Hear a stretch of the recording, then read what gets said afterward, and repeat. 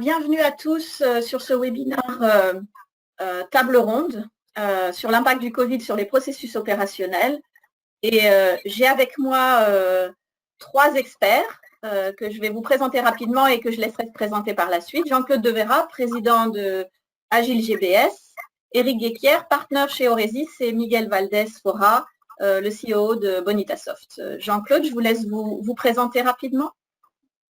Oui, tout à fait. Écoutez, je suis, après 35 années de bons et loyaux services dans des grandes entreprises, aujourd'hui je suis fondateur d'Agile GBS qui regroupe des experts en performance et transformation des fonctions, des données et des processus métiers. Très bien. Eric ? Écoutez, bonjour à tous et merci de m'avoir invité. Donc Eric Guéquière, notre cabinet je dirais, accompagne les entreprises dans leur transformation et nous avons en fait à la fois des accompagnements auprès des métiers, mais aussi auprès de la DSI qui, dans ces transformations, est tout à fait clé. Très bien, et on va finir avec Miguel. Bonjour à tous. Moi, je suis à la fois cofondateur de la techno Bonita, la techno BPM, qui est aussi à l'origine de la société, Bonitasoft. Et voilà, je suis le PDG depuis sa création, il y a 11 ans maintenant, en 2009. Très bien, je vais juste commencer un petit peu par présenter le contexte de pourquoi on a voulu créer cette table ronde. Récemment, vous avez dû voir dans la presse de nombreux articles et de nombreux papiers, notamment d'analystes tels que Forrester ou IDC. Je vous ai remis ici quelques citations, mais globalement, ce qui est ressorti de la crise qui est intervenue, c'est que beaucoup d'entreprises s'appuient encore sur des processus papier ou manuels, ou ont des processus presque cassés entre différentes entités qui se sont vues travailler maintenant à distance et non plus dans les mêmes bureaux. Donc, on a relevé donc ces 70%, mais il y a une étude aussi qui est parue récemment et en France, c'est 69% des dirigeants d'entreprises qui ont jugé que la crise avait mis en exergue des failles côté opération et système. Donc, au niveau français, il y a vraiment cette prise de conscience. Et IDC a fait une petite étude auprès justement des SI européens et beaucoup disent qu'ils vont significativement augmenter les investissements dans tous les systèmes d'automatisation et d'optimisation des processus métiers. Donc voilà pourquoi on a voulu un petit peu réunir nos 3 experts et parler de ce sujet. Donc on va commencer à lancer le sujet sur finalement pourquoi il faut optimiser, pourquoi les processus sont cassés, pourquoi faut-il aller vers de l'automatisation des processus métiers. Et je passerai la parole déjà à Jean-Claude qui a l'habitude de parler comme il le disait, à de nombreuses entreprises. Donc, Jean-Claude, peut-être une petite introduction déjà sur le pourquoi. Oui, alors tout d'abord, dans le contexte actuel, on ne fait que renforcer le besoin de résultats des entreprises. Elles doivent améliorer leurs résultats, tant en termes de croissance, de profitabilité ou de ce qu'on appelle le fonds de roulement.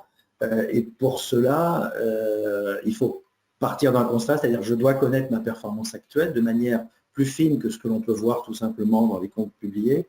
Il faut également se comparer aux meilleurs, bien au-delà de son secteur, afin de fixer les objectifs à atteindre, très précis, pas généraux.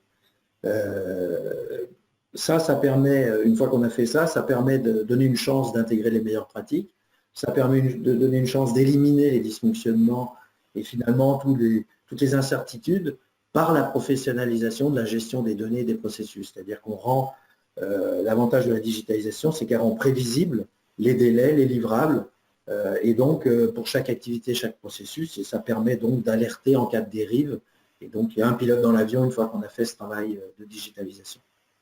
Très bien. Eric, vous de votre côté, aussi un petit complément? Je reprendrai un peu le sens de l'introduction, au sens où on a bien vu avec la pandémie que le besoin de télétravail s'est renforcé.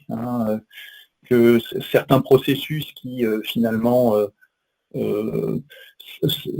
s'accoutumaient du fait que en présentiel on réglait, on se coordonnait entre acteurs, n'était plus possible et donc de nouveaux échanges un peu plus formels sont apparus Et les entreprises ont vraiment pris conscience qu'il fallait revisiter en fait leur processus, qu'il fallait certainement à certains moments du processus fluidifier les choses. Hein. Donc nous, on parle à Auresis, on parle avec nos clients plutôt que d'automatisation, on parle de digitalisation parce que derrière ce mot, on y met la dématérialisation, on y met la fluidification. Hein. On sent bien qu'il y a là, effectivement, au-delà du mirage de la simplicité du processus, où quand on fait une analyse de processus, on a l'impression que le processus est simple, qu'il y a beaucoup de petites actions de coordination, de multiples saisies dans des SI, qui finalement doivent être revisitées et la crise que l'on a vécue récemment, on pointait vraiment ça du doigt. Et effectivement, il y a une accélération, une prise de conscience et une accélération de la nécessité de digitaliser les processus. Oui, ça fait sens. Miguel, je crois que tu vas même un petit peu plus loin, tu tires un peu une sonnette d'alarme.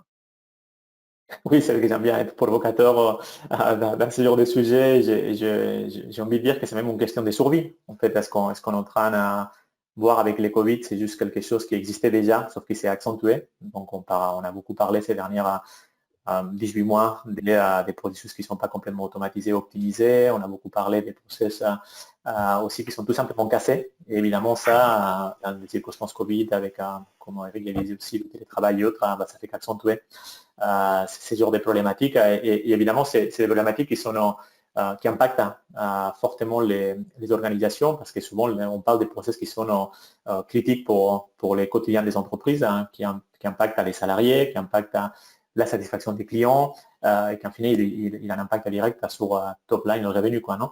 Donc voilà, il est urgent d'échanger, de faire des changements en profond. On parlera juste après, parce qu'il y a énormément des processus qui sont impactés. Et pour donner aussi 2 ou 3 exemples, j'ai en tête, évidemment, dès qu'on parle des processus dans lesquels les clients vont être impactés, par exemple, des processus de call center dans lesquels très vite, ça peut, si on me permet l'expression, ça peut déraper sur quelqu'un qui est déjà mécontent, qui appelle un call center, si la gestion d'escalade, les processus d'escalade ne sont pas bien gérés, ça peut avoir des implications assez importantes. Je pense aussi à des secteurs très concurrentiels comme la banque, les telcos, les assurances, dans lesquels on sait qu'emborder et signer un nouveau client est compliqué, mais si tout le process de signature, si tout le process d'activation des nouveaux services n'est pas fait de façon transparente et efficace, évidemment, on peut en sortir avec un très mauvais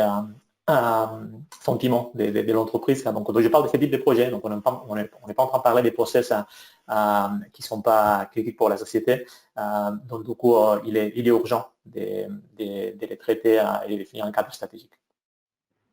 Très bien, mais du coup, on a pourquoi maintenant, mais il y a vraiment une stratégie à avoir. Je pense on va commencer par là, Jean-Claude, peut-être pour accompagner les entreprises. Par où faut-il commencer un petit peu quelle est la stratégie déjà avant? Oui, merci. Effectivement, pour définir une stratégie de changement, il faut tout d'abord créer un référentiel de performance objective, à la fois au niveau des fonctions et à la fois au niveau des processus de bout en bout. Son bout en bout est important. Et pour cela, il faut collecter des informations sur les coûts complets des activités. Il faut collecter aussi des informations sur les ressources, les effectifs qui traitent les processus, mais également les volumes traités, ce que produisent les processus. Et ça permet en fait de définir ce qu'on peut appeler des indicateurs de performance, KPI en anglais, qui sont robustes et qui permettent aux dirigeants de définir la stratégie adaptée à leur contexte et donc de choisir des projets prioritaires en fonction des objectifs et des enjeux de l'entreprise. 3 stratégies, il y a des stratégies coûts, il y a des stratégies services seulement ou valeur ajoutée, et puis il y a des stratégies où on essaye d'équilibrer la stratégie d'être compétitif en matière de coûts, mais toujours apporter du service et de la valeur ajoutée à ses clients. Là, c'est vraiment en fonction du contexte et du secteur d'activité. Et Eric, ce que vous voyez, c'est qu'il y a un binôme, métier DSI, je crois. Oui, mais déjà pour réagir sur ce que dit Jean-Claude, tout à fait, je pense que la mesure est tout à fait importante, parce qu'en fait, il y a aussi une certaine logique de preuve qui va derrière. En fait, il faut savoir où on en est, il faut digitaliser et voir où est-ce qu'on a finalement, qu'est-ce qu'on a amélioré. Hein. Donc je pense que ce que dit Jean-Claude est tout à fait important dans la démarche et dans le cadrage des projets qu'on va digitaliser. La mesure est tout à fait importante. Mais le deuxième point qui me semble important en termes de stratégie, c'est vraiment d'envisager en fait cette transformation comme une transformation des deux côtés, c'est-à-dire côté métier, pour bien comprendre que à côté, je dirais, des systèmes d'information classiques, il y a de la place pour de la digitalisation de processus, qui, de mon point de vue, est une manière d'aborder l'automatisation des processus avec une nouvelle famille de technologies, on en reparlera certainement avec Miguel un peu plus tard. Et puis, côté DSI, c'est aussi une transformation, parce qu'en fait, en général, nous, on observe que dans les DSI, ce sujet de la digitalisation de processus, du BPM, n'a pas encore été, ou n'est pas ou peu traité à l'aune de ce qu'elle peut apporter comme productivité, comme performance, comme soulagement de gros cailloux qu'il y a dans la chaussure des utilisateurs. Hein. Donc je pense que d'un point de vue stratégie, il y a vraiment une stratégie côté métier à adopter, hein, un changement de regard aussi côté DSI pour cette approche de digitalisation de processus. Ça fait une bonne transition, je pense, Miguel, sur justement comment les entreprises doivent attaquer le sujet et faire que cette intervention DSI métier se passe bien. Je pense qu'il y a deux axes. Hein. Donc, il y a un axe plus stratégique et après, il y a un axe plus opérationnel, pragmatique. Hein. Si on regarde d'un point de vue stratégique, si c'est un sujet stratégique, il faut évidemment qu'il y ait une implication de comité de direction. C'est quelque chose que des fois, ça paraît évident, mais on a tendance à l'oublier. Donc, digitaliser les opérations, mener des projets de transformation digitale, améliorer les process, ce n'est pas une démarche monoprojet, ce n'est pas une démarche isolée. C'est un fil conducteur qui fait partie d'une stratégie globale et la stratégie globale de la boîte est discutée en comité de direction. Donc, ça, c'est un point important. Donc, sinon, il y a des chances que cette démarche ne soit pas efficace, en tout cas qu'elle soit très limitée de l'implémentation. Toujours dans cet axe stratégique, je pense que le DSI doit jouer un rôle important. Le DSI doit être à la fois les partenaires privilégiés des autres membres du comité exécutif et aussi il a un poids aussi sur ses épaules et des responsabilités qui sont importantes des choix des technologies qui vont supporter cette démarche, comment ça va s'intégrer dans les systèmes d'information existants, quels sont les liens avec des autres initiatives qui ont été prises, par exemple des modernisations des SAI, comment on fait pour s'interfacer à des systèmes legacy. Donc voilà, donc les rôles du DSI là-dessus à l'intérieur de Codir pour soutenir la démarche et pour être sûr qu'elle va être implémentable technologiquement, mais pas réglée. Donc c'est un peu sur les volets stratégiques et pour finir sur la partie opérationnelle, des raisons très pragmatiques, au fois on est d'accord dès qu'il faut une vraie démarche à niveau d'entreprise, il faut les structurer, il faut déjà créer aussi une équipe projet, il faut certainement pour chaque implémentation avoir les bons tandems ou le bon mix entre la DSI et aussi les métiers qui vont être un peu les sponsors selon les objectifs qu'on veut cibler. Et comme il disait tout à l'heure, je pense que c'était Jean-Claude à niveau des KPI. Donc, chaque entreprise doit définir quelles sont ses premières priorités. Donc, il faut que ça soit quelque chose, il faut qu'on ait soit quelque chose de visible qu'on veut changer dans l'organisation, même si on n'arrive pas vraiment à la quantifier, soit dans l'idéal qu'on arrive à quantifier, qu'on veut soit réduire les churn, remonter le renouvellement, soit l'impact que ça va avoir sur les nouveaux business. Mais il faut vraiment avoir un objectif et des KPI qui vont être propres à chaque entreprise, mais qui vont pouvoir regarder après et dire oui, il y a une vraie amélioration. Oui, tout à fait. Oui, Eric, allez-y, et puis je passerai la parole à Jean-Claude rapidement après. Oui. D'accord, non, mais effectivement, la partie programme, c'est-à-dire ne pas envisager un seul projet de digitalisation, mais être dans une approche programme, me semble aussi être quelque chose qu'il faut avoir bien en tête. Et ce qui va être important aussi, c'est le choix, malgré tout, du premier projet. Et donc pour ça, en fait, nous, on développe en fait des approches de type atelier d'écoute, pour identifier effectivement les candidats à digitalisation, et partant de là, effectivement, d'inscrire le premier projet, souvent dans ces logiques de bon mix qu'évoquait Miguel, dans une approche agile, parce qu'en fait, les démarches agiles sont assez adaptées à ce type de projet, pour faire réussir effectivement et pour démarrer effectivement la transformation. Jean-Claude, vous vouliez ajouter quelque chose, je crois, sur... Oui, ce que je voulais ajouter, c'est que c'est une opportunité unique grâce aux démarches de progrès continu type Lean Six Sigma, de permettre aux opérationnels d'identifier et de conduire des projets innovants en utilisant les moyens qui sont à leur disposition ou éventuellement en intégrant des outils de gestion des données, des processus. Mais bien sûr, ce qui suppose un travail, comme le disait Eric tout à l'heure, ce qui suppose un travail collaboratif entre des opérationnels et la DSI pour engager des projets. Là, on est par rapport à des projets qui viennent par le haut, là, on est dans des projets qui viennent par le bas, c'est du bottom-up. Et ça, c'est super en termes d'engagement et de pérennité des projets. Là-dessus, je vais rebondir et passer un peu la parole à Miguel, mais ce qu'on relève, c'est ces problématiques de gouvernance aussi, Miguel, de gouvernance de projets qui sont propres à chaque entreprise. Et derrière, peut-être tu pourras nous en dire un peu plus sur les technologies qu'il faudrait faire coexister ou prioriser. Donc, peut-être commencer par la gouvernance, parce qu'on a un point de vue un peu particulier là-dessus chez Bonita. Bon, en fait, quand on parle de gouvernance, c'est pour ça que je disais que, je suis d'accord d'ailleurs à ce que tu disais, Jean-Claude, qu'évidemment, il faut un bon mix aussi entre les équipes projets. Il faut aussi, même si l'initiative elle est top-down, il faut évidemment qu'il y ait des projets qui viennent bottom-up. Donc, mais il faut créer vraiment les bonnes équipes, la bonne démarche qui soit comprise par tout le monde pour que ça arrive, quoi. Après, en termes de gouvernance, si je mettais l'accent un peu sur les rôles que le DSI lui-même et que la DSI doit jouer, c'est qu'à la fin, on est en train de faire des choix des plateformes technologiques pour soutenir cette démarche-là. Et voilà, évidemment, il faut que ce soit quelque part et qu'il y ait quelqu'un qui est un département qui soit un peu garant de comment elle va être utilisée, comment elle va être déployée, comment assurer qu'évidemment ça réponde aux différents besoins de scalabilité et autres. Et c'est pour ça que la DSI, je pense qu'il a un rôle important dans cette démarche de gouvernance, quoi, non?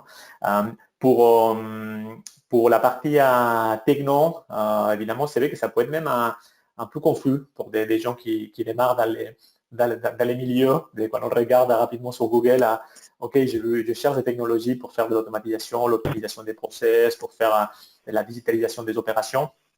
Je dirais, pour faire simple, qu'il y a 4 grandes familles des technologies qui sont assez complémentaires. Donc, la première, assez récente, ça pourrait être les technos de process mining. Donc, des technos qui sont souvent, qui aident à travers de l'analyse des logs, des applications que vous utilisez au quotidien, d'essayer de remonter un process qui, des fois, est inconnu. Donc, on ne se rend même pas compte qu'on avait un process, mais on arrivait quand même à payer les fournisseurs. Donc, ça veut dire que l'application des pays des fournisseurs va marcher à peu près. Donc, du coup, il y a voilà, process mining, c'est plutôt découverte des process que des fois on ignorait pour essayer de voir s'il y a des améliorations possibles, des points qui sont pas efficients. Ça peut donner des idées pour après prioriser certains projets d'optimisation, d'automatisation à partir de cette découverte. C'est un peu une espèce d'automatiser la cartographie.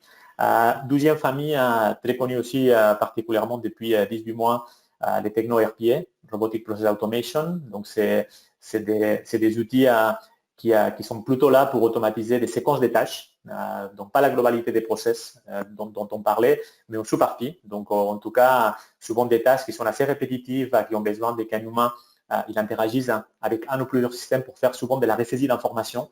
Donc, du coup, évidemment, la notion de robot, finalement, c'est un peu comme des scripts automatiques qui vont permettre de rejouer et d'éviter à un utilisateur de faire ça. 3e famille, ça serait mélange de tous les technos, un peu des API management, des intégrations d'applications ou des services avec certaines fonctionnalités d'orchestration. Donc, tout ce qui permet d'exposer des nouveaux services dans l'organisation, de gérer la gouvernance à des services, les versions et autres, et de gérer un peu qui les accède et un minima d'orchestration si on doit gérer plusieurs services qui se parlent entre eux. Et la 4e famille, qui est un peu à l'origine, pour moi, de toute cette évidemment démarche, c'est les BPM, en anglais Business Process Management, en français, on pourrait traduire ça gestion des processus métiers. C'est une famille de technos dans lesquels maintenant certains analystes ils appellent ça Digital Process Automation. Donc on voit bien qu'on est pile poil dans la thématique d'aujourd'hui sur la digitalisation des opérations. et qu'en fait, pour moi, c'est difficile d'envisager une démarche comme celle qu'on est en train d'écrire aujourd'hui sans cette brique, un BPM. Pourquoi? Parce que c'est celle qui permet de définir les process graphiquement, de pouvoir après faire interagir des personnes ou des systèmes. Un système, ça pourrait être ces fameux API que je décris tout à l'heure, ou ces fameux robots, d'assurer évidemment que ça se passe bien d'un point de vue transactionnel, d'assurer la cohérence, et surtout de donner la visibilité après sur l'ensemble des exécutions pour pouvoir faire de l'optimisation. Donc, donc voilà, 4 grandes familles, mais pour moi, la quatrième, quand on parle des BPM, c'est une pièce centrale qui doit être, par contre, ce qu'il faut faire attention, c'est de faire les bons choix. Donc, pour bien choisir ces genres de techno, je pense qu'il faut faire toujours essayer de faire un choix plutôt plateforme, plutôt que produit au tooling. Donc, un choix dans lequel on fait un choix technologique avec des composants réutilisables, ce qui vient un peu inhérent quand on choisit une plateforme. Une plateforme qui doit adresser, on le disait tout à l'heure, il va y avoir des personnes avec des compétences de développement, des personnes qui n'ont pas des compétences de développement, on disait des métiers, des gens de la DSI. Donc, il faut bien que la plateforme permette à chacun de pouvoir participer dans un tel projet. Donc, il faut vraiment faire attention aux technos qui visent seulement pour les développeurs ou seulement pour les personnes métiers, en tout cas à mon avis. Et après, évidemment, il faut que chacun de ces personnes-là, ils peuvent s'exprimer librement pour personnaliser, parce que chaque business est différent. Voilà un peu en quelques minutes un panorama, un peu en vision au niveau du choix qu'on a devant nous. Très bien. Du coup, on va rentrer un peu dans le vif du... Voilà, vous avez besoin de digitaliser, mais on a un peu rapidement, Eric a un peu abordé ce point, sur quel processus privilégier. Jean-Claude, vous avez peut-être déjà des best practices à partager avec notre auditoire sur quel processus privilégier. Oui, Carole. Alors, au moment où on a évalué la performance, ça nous permet de prioriser les projets d'optimisation à retenir. On a quelques critères qu'on peut retenir. Le premier, c'est que finalement, on a des opérations critiques qui sont bloquées ou freinées par des tâches manuelles, et donc il y a peut-être un enjeu à intégrer des tâches manuelles dans un processus de bout en bout. Le deuxième, c'est de dire que finalement, on peut digitaliser ou automatiser à l'aide d'outils et de techniques qu'on a déjà ou qui sont finalement faciles à acquérir sur le marché. C'est le cas, on n'est plus il y a 30 ans, etc. Aujourd'hui, on a une offre qui est quand même disponible et qui est facilement intégrable. La troisième, c'est est-ce qu'il y a des éléments qui ne sont pas des éléments forcément économiques qu'il faut prendre en compte? J'en ai retenu deux de nature différente. Une, on peut avoir des enjeux de réduction de cycle, soit vis-à-vis de clients, soit vis-à-vis d'instances réglementaires qui sont critiques, soit des obligations légales de traçabilité de transactions, etc., qui nous obligent à faire quelque chose. Donc, une des questions qu'on peut se poser, c'est est-ce que ça résume tout ce qu'il faut faire? Bien sûr que non. Et en fait, il faut aussi ne pas oublier les données. Quand on parle process, on a tendance à oublier les données.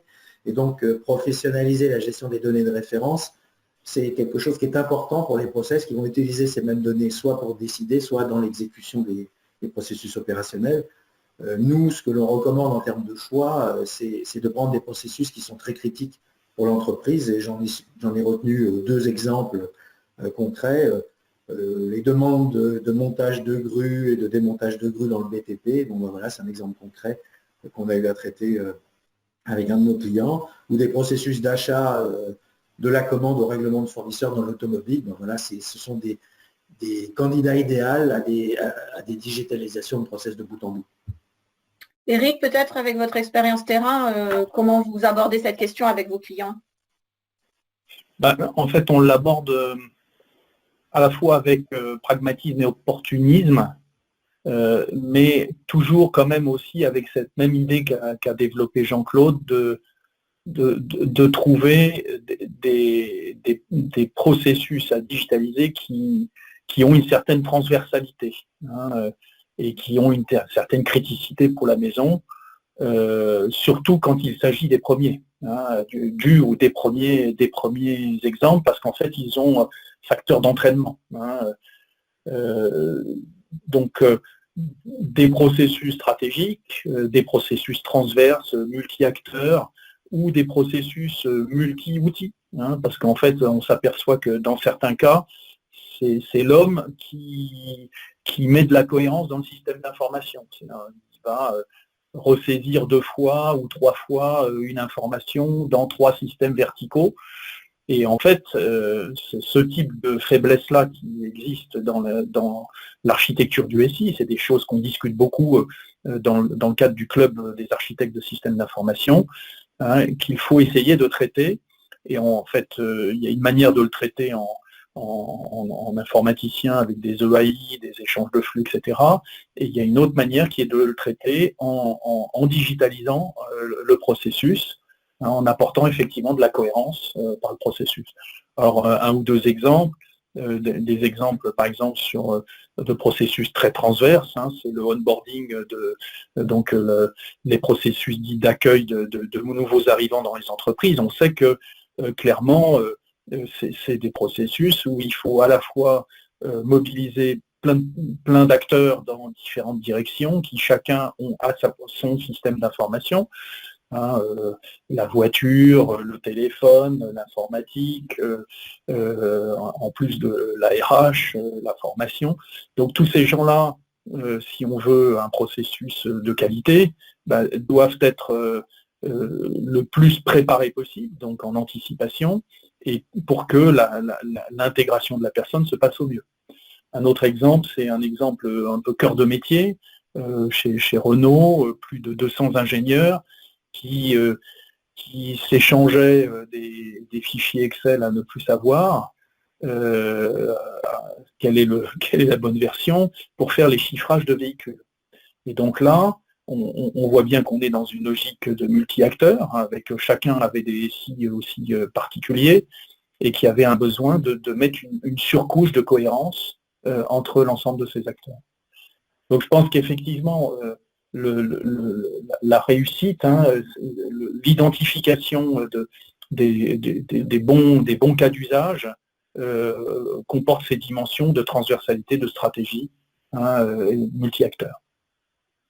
Miguel, peut-être quelque chose à rajouter ou un exemple ou deux d'industries différentes? Pour les experts, c'est Eric, Jean-Claude et leurs équipes. On a la chance, évidemment, nous, on soutient technologiquement les démarches que vous utilisez après chez vos clients, quoi. Donc, je pense qu'ils ont bien décrit un peu les différents exemples. Peut-être juste renforcer que c'est important de s'attaquer à des projets complexes, des projets critiques, ouais. Quitte à réduire les scopes initial et aller par étapes avec un mode agile, comme on disait tout à l'heure, itératif, à des constructions de valeurs progressives.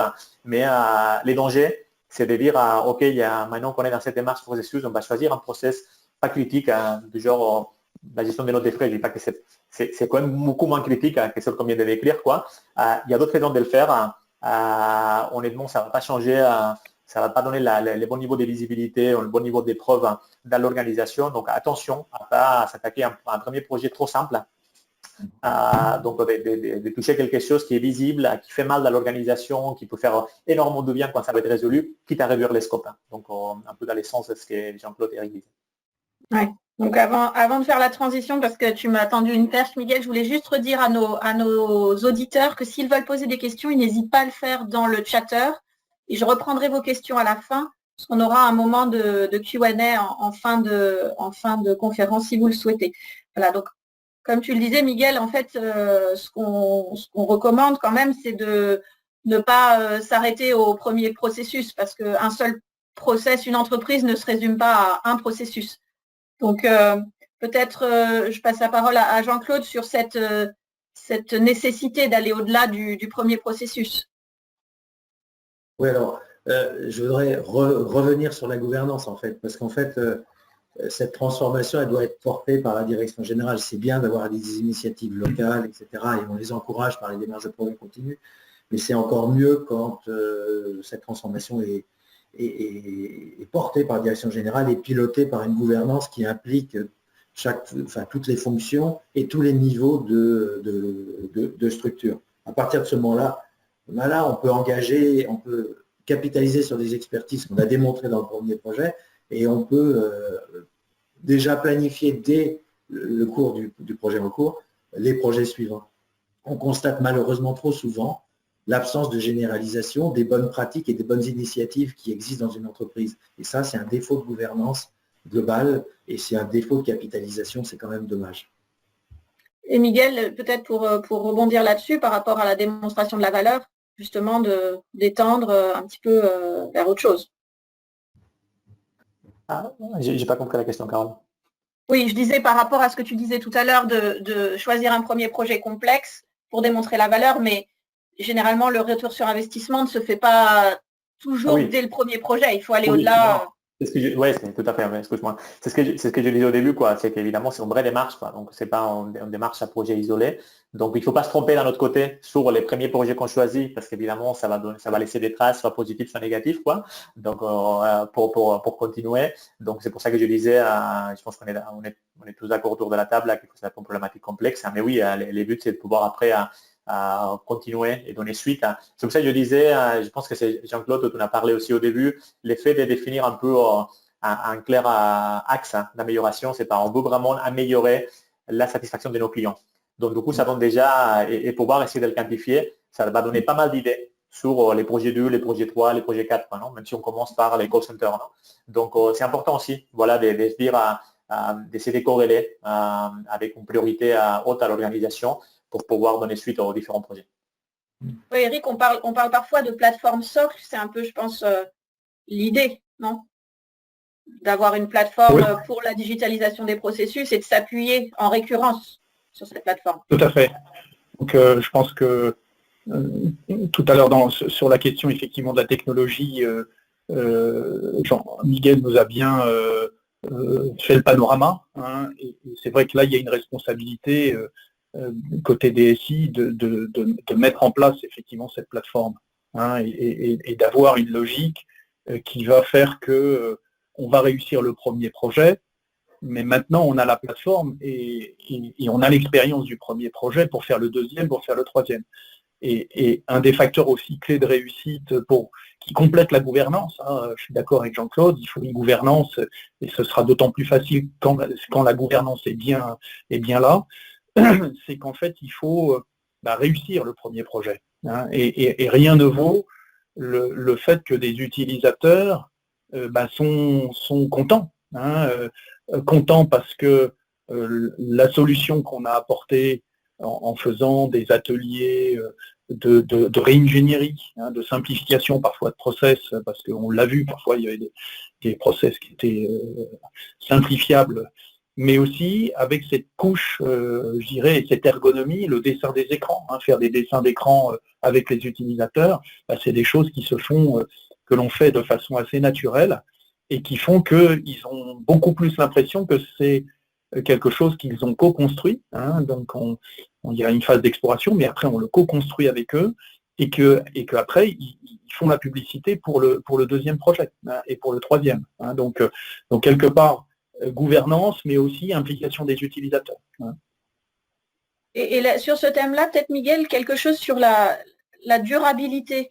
Parce que, enfin, en anglais, on parle sustainability. C'est vrai qu'en français, durabilité, c'est pas très beau comme mot, mais cette notion d'implication des utilisateurs et de planification sur le long terme, c'est critique. Oui, en fait, c'est vrai que nous, on aime beaucoup chez Bonitas parler justement des investissements qui vont être pérennes ou durables. Et je pense que c'est vraiment tous les sens de cette démarche des digitalisations des opérations. Parce qu'en fait, on ne cherche pas juste à faire, voilà, comme on disait, il y a un projet, même si on multiplie les projets, on ne cherche pas juste à faire une version 1. On cherche à donner une continuité, parce qu'évidemment, l'organisation va continuer à évoluer. Et ce qu'on cherche, c'est de faire des investissements qui sont pérennes. Donc évidemment, l'effet de s'attaquer à des choses qui sont critiques à l'organisation et les faire sur la bonne gouvernance, les bonnes équipes, les bons technos, pour penser sur une stratégie à moyen, long terme et pas seulement court terme, ça donne cette pérennité aussi à la démarche, quoi, non? Ça paraît évident, mais des fois on l'oublie, quoi, non? Évidemment, après ça nous coûte très cher. Hein. Après, selon les choix qui sont faits un peu, des fois, un peu trop rapidement, quoi, non? Donc c'est un sujet important et c'est pour ça que nous on parle beaucoup des pérennités, des investissements pérennes, hein, ou des sustainabilités, quoi, non, si je l'appelle comme ça. Il y avait un... Bon, je pense que ça fait renforcer aussi les points aussi d'Eric, quoi, parce qu'évidemment, ça a un impact aussi sur les choix de la techno. Donc, nous, comme éditeurs de logiciels, les buts, évidemment, que la techno qu'on propose, elle permet de faire ces choix pérennes et permet d'évoluer avec les systèmes d'information des clients. Jean-Claude, je crois que vous avez quelque chose sur ce sujet. Oui, je crois que tout à l'heure, on a mentionné le sujet d'architecture. Je crois que la DSI peut soit être un accélérateur de la transformation, soit un frein de la transformation de l'entreprise. Je préfère la première à la deuxième. Et je crois qu'elle a pour responsabilité de mettre à disposition des métiers, des outils qui permettent d'anticiper. La transformation est tellement longue qu'il faut de la maturation, etc. Donc, il faut des environnements qui leur permettent de décrire leur process, de travailler leur process avant qu'on arrive à avoir un projet qui est dans des phases, qui va rentrer dans des phases d'engagement. Donc, il faut que la DSI accepte de ne pas garder pour elle des technologies, des outils, mais qu'elle donne plus d'agilité au système d'information. Et l'avantage des outils de type BPM, notamment, donne cette agilité. Et on a besoin d'être plus compétitif et la DSI peut nous y aider. Eric, je crois que vous aviez aussi un point sur cette durabilité. Oui, dans mes contacts, dans nos contacts avec les DSI, c'est vrai que parfois, certains DSI voient les approches de BPM comme étant, entre guillemets, une manière de faire mûrir le métier avant de faire en fait de la vraie informatique. Moi, je suis complètement contre cette approche-là. Hein. Je suis complètement dans une approche de dire non, le BPM, les RPA sont des technologies qui sont là pour durer, sont des technologies qui sont complémentaires aux gros ERP ou aux applis, on va dire, classiques, hein, qu'il faut avoir dans son panorama et sur lesquels il faut investir. Hein, si à un moment donné, un processus digitalisé en BPM peut se voir remplacé à bon escient par un logiciel du marché parce que ce logiciel va apporter d'autres fonctionnalités, etc. Ok, c'est la vie de l'évolution du SI classique. Hein, mais le BPM permet à un DSI de soulager des difficultés, des gros cailloux qui sont dans les chaussures des utilisateurs. Et voilà, il ne doit pas se contenter à lancer des gros appels d'offres, des gros ERP. Il doit aussi traiter des sujets très concrets de digitalisation de processus. Et ces technologies de BPM, de RPA que nous a présenté Miguel sont complètement adaptées à cela. Et on y gagne. Enfin, il y a des vrais gains. Hein, il y a des vrais gains aussi. Oui, Miguel, la brique, c'est un vrai composant de modernisation du SI, ce que tu disais un petit peu tout à l'heure. Ouais. Tout à fait. Je voulais rebondir juste parce que je pense que c'est Eric qui a parlé aussi des réingénieries des process. Nous, vous savez que chez Bonitasoft, on aime beaucoup parler des réinventions des process. Hein, et c'est aussi en lien avec ce côté un peu plus pérenne et durable. C'est automatiser, on parle beaucoup d'automatisation dans les marchés ces derniers temps, mais automatiser quelque chose qui n'est pas efficient, ça ne sert à rien. Donc, des fois, il suffit d'automatiser des choses qui ont été faites peut-être manuellement et qu'on pourrait faire autrement, mais des fois, il faut repenser les choses. Évidemment, l'effet de repenser les choses, de pouvoir les donner une nouvelle vie, c'est ce qui permet aussi de pouvoir en profiter et pouvoir donner un peu en visibilité beaucoup plus long terme. Non. Donc oui, ça fait aussi partie certainement, il faut se poser, réfléchir, quoi, et ça fait partie aussi de la démarche. Non. Oui, la réinvention, c'est critique, ça c'est sûr. Peut-être on va passer un petit mot de conclusion de chacun. Jean-Claude, vous souhaitez peut-être conclure sur le sujet, voir un petit peu, puis après on ouvrira aux questions. D'accord. Moi, ce que je pense, c'est qu'il faut qu'on essaye d'éviter la frustration du projet ou dans lequel on ne sait pas bien quelles ont été les contributions du projet. Donc, c'est très important que l'entreprise puisse mesurer les progrès réalisés, tant en matière de temps de cycle décisionnel et opérationnel. Nous, on pense que la performance est directement liée au temps de cycle, tant la performance perçue par les clients que la performance économique. Le cash est lié au temps de cycle. Et que les résultats doivent être visibles par les clients, c'est-à-dire qu'il n'y a rien de mieux que le client qui fait le retour en disant « vous avez amélioré votre process, je confirme », et qu'on puisse les voir également, ces contributions, dans les comptes de l'entreprise, c'est-à-dire dans le compte d'exploitation ou dans le bilan en fonction de la nature du projet. Donc il faut absolument conforter l'engagement de projets complémentaires par des résultats visibles par les clients et par des résultats visibles économiquement. Eric? Moi, je conclurai effectivement avec 2 ou 3 mots-clés. Donc, il y a le mot-clé transformation, hein, sur lequel j'ai développé. C'est une transformation pour les métiers, de considérer qu'effectivement, il y a autre chose que de faire des cahiers des charges de type la lettre au Père Noël et qui se transforme ou qui ne se transforme pas. Dans certains cas, j'ai des cas en tête de certains clients qui avaient fait des beaux cahiers des charges et finalement la DSI n'a pas suivi, elle n'avait pas la capacité de suivre, il n'y avait rien sur le marché. Hein, donc il y a une autre approche, hein, une autre transformation qui est à base de digitalisation de processus, hein, une autre manière finalement de s'améliorer. C'est une transformation côté de la DSI par cette nouvelle offre de service, cette nouvelle type d'architecture. C'est un programme, hein, donc ça c'est le 2e mot. Hein, donc il ne faut pas uniquement raisonner, ah tiens, on va prendre un projet, bien sûr un projet avec un certain nombre de caractéristiques de transversalité, mais c'est souvent un premier projet d'une longue série. Et donc il faut l'envisager effectivement comme un programme. Et mon troisième mot, c'est celui qui a été très développé par Jean-Claude là sur la gouvernance, hein, c'est qu'effectivement, il faut que la DG soit convaincue. Hein, il faut que la DG pilote cette transformation. Donc il faut réussir à l'embarquer, hein, dans cette transformation. Voilà. Donc 3 mots, hein, une transformation métier DSI, un programme et l'implication de la DG, le sponsoring de la DG. Et Miguel, peut-être un dernier. Oui, je me permettrais juste peut-être de réutiliser une formule d'un ancien président de la République, disait les changements, c'est maintenant. Donc je pense que c'est quelque chose qu'on peut en tirer aussi de la crise qu'on est en train de passer du Covid, quoi. Tout ça, c'est pas nouveau. Ça fait des années, évidemment, que les entreprises travaillent sur la digitalisation des opérations. Mais voilà, mais là, les Covid a permis, comme on a vu en exergue, c'est l'importance du sujet et comment ça peut impacter l'exécution au quotidien. Donc voilà, c'est maintenant, on ne peut pas attendre. Je pense que les entreprises commencent dans les différents secteurs à regarder aussi l'importance du sujet. Et donc du coup, voilà, juste rajouter qu'évidemment, cela nécessite, la bonne nouvelle, c'est qu'il y a des démarches. Hein. On a parlé de comment s'y prendre, où ça commence, comment favoriser la bonne gouvernance, comment faire un bon flow d'informations top-down et autres. Donc voilà, il y a des sociétés qui maîtrisent ça par cœur. Jean-Claude l'a bien expliqué, Eric aussi, donc les connaissances sont là. Et puis les technologies sont là aussi. On parle des technologies qui sont là pour soutenir toutes ces démarches-là et les rendre en concret. Donc ça fait des années que les technos BPM et autres, elles sont dans les marchés, donc elles sont matures, quoi. Donc à la fois, voilà, la connaissance de comment faire, comment s'attaquer et autres est là.